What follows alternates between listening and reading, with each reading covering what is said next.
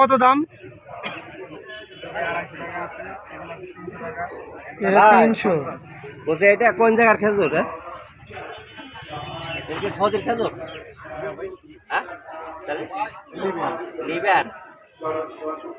এই নাম আছে না একটা, কি নাম? জিয়াদি।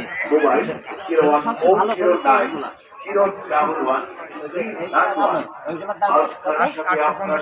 850 টাকা। আর এই সাইডে যেগুলো আছে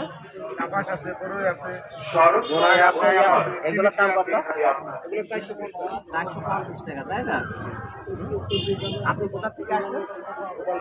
গোপালগঞ্জ। প্রত্যেক দিন মানে প্রত্যেক হাটে আসছেন?